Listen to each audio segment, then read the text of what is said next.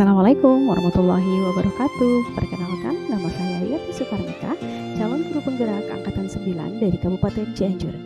Izinkan pada kesempatan kali ini saya menyampaikan tugas koneksi antar materi modul 1.1. Pada kesempatan kali ini saya akan menyampaikan kesimpulan dan refleksi terhadap pemikiran Ki Hajar Dewantara.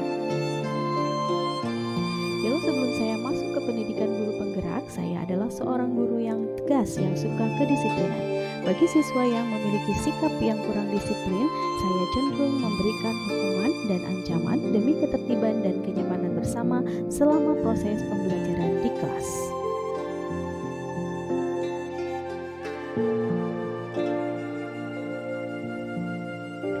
Saya juga masih kesulitan untuk melaksanakan pembelajaran yang berpusat kepada siswa. Saya cenderung memaksa harus menguasai materi yang diberikan dan memberikan materi yang berfokus pada bahan ajar yang ada untuk menuntaskan sesuai target tanpa memperhatikan bakat dan minat siswa.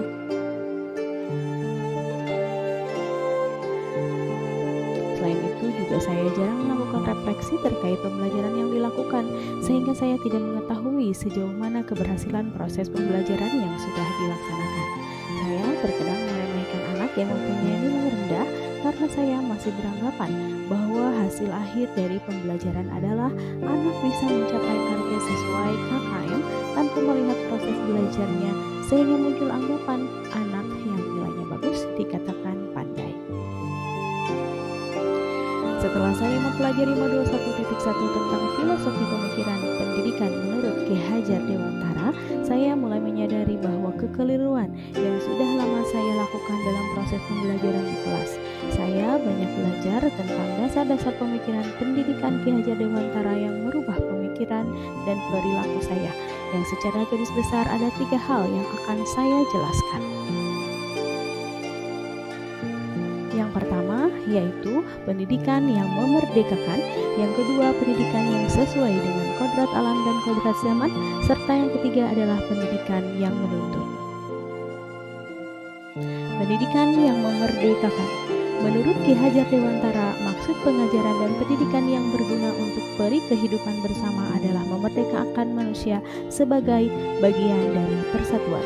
Manusia merdeka adalah manusia yang hidupnya, lahir maupun batin, tidak bergantung kepada orang lain, akan tetapi bersandar atas kekuatan sendiri atau kodrat anak.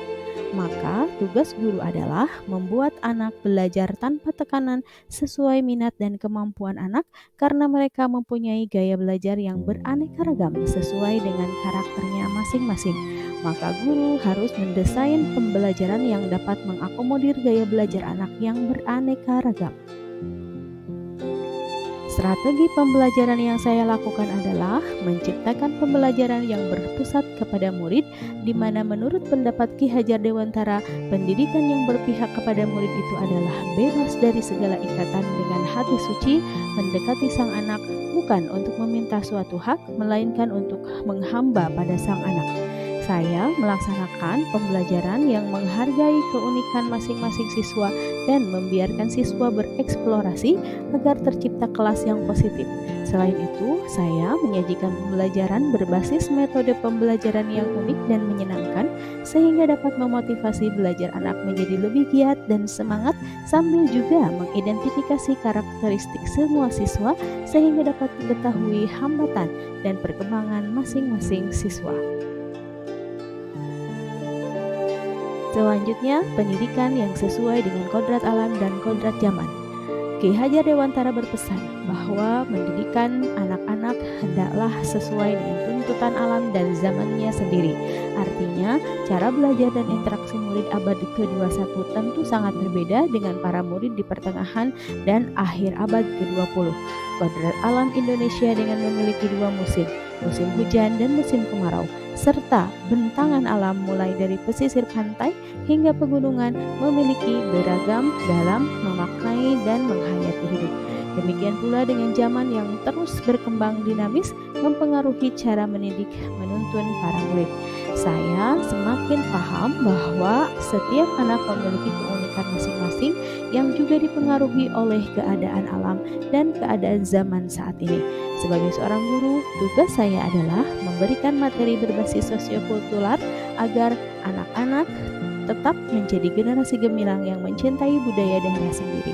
Saya juga mendorong siswa agar dapat menyesuaikan gaya belajar yang sesuai dengan kemajuan zaman dengan menyuguhkan pembelajaran berbasis IT. Selanjutnya, pendidikan yang menuntut.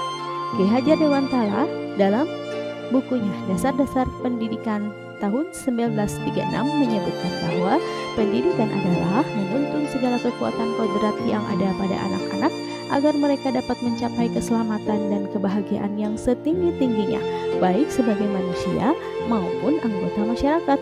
Pendidik itu hanya dapat menuntun tumbuh atau hidupnya kekuatan kodrat yang ada pada anak-anak agar dapat memperbaiki lakunya hidup dan tumbuhnya kekuatan kodrat anak.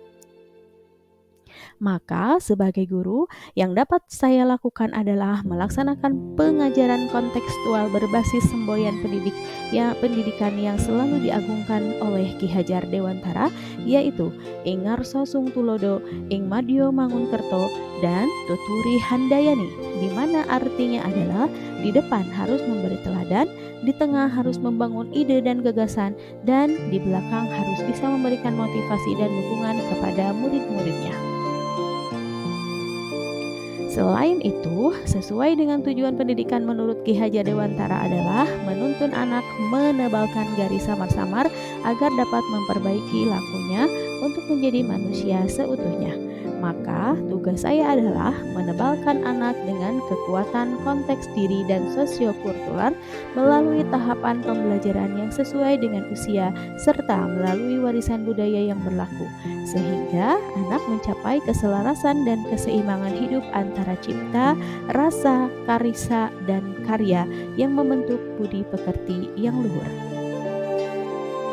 Selanjutnya, hal-hal baik yang dapat saya terapkan di kelas yang mencerminkan pemikiran Ki Hajar Dewantara, yaitu yang pertama, merancang pembelajaran yang berpusat kepada siswa, yang kedua, mengidentifikasi karakteristik siswa sesuai dengan minat dan kemampuannya, yang ketiga, berusaha melakukan pendekatan emosional dengan siswa dengan cara berbagi cerita dan motivasi kepada siswa. Yang keempat, memfasilitasi siswa dalam mengembangkan potensi dan kreativitasnya sesuai dengan minat dan kemampuannya. Dan yang terakhir, berusaha menjadi teladan dan menjadi sosok guru yang digugu dan ditiru, yang selalu positif dalam perkataan dan perbuatan. Sekian pemaparan video, kesimpulan, dan refleksi dari saya. Terima kasih atas segala perhatiannya, semoga bermanfaat. Salam Guru Penggerak. Wassalamualaikum warahmatullahi wabarakatuh.